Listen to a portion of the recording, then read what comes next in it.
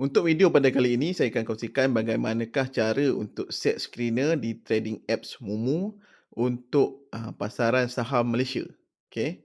So, kepada sesiapa yang belum ada akaun trading Mumu dan berminat untuk buka akaun trading Mumu, boleh juga buka dengan saya. Okay.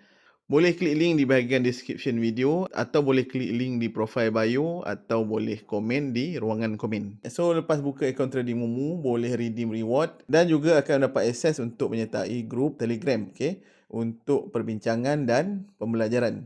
Okey, pertama sekali kita buka apps Mumu dan di sini kita dah pilih Market Malaysia.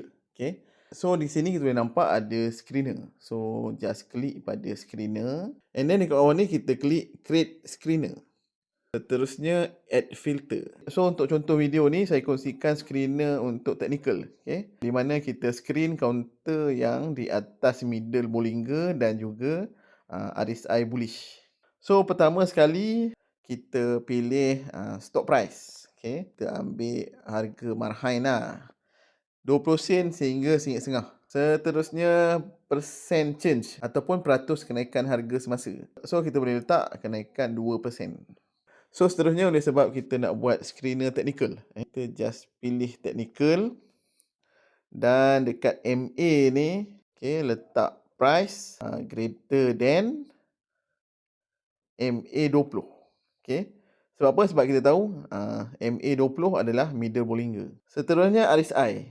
So kita guna RSI 14 lebih tinggi daripada 50. Kenapa lebih tinggi daripada 50? Sebab secara teorinya apabila RSI di atas 50, ini akan menunjukkan chart dalam kekuatan bullish.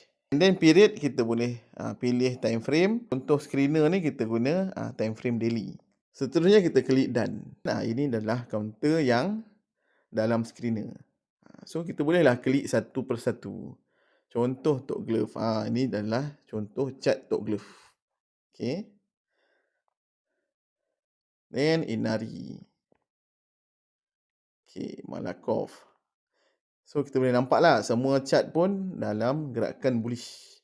Seterusnya bila dah kita just tekan save.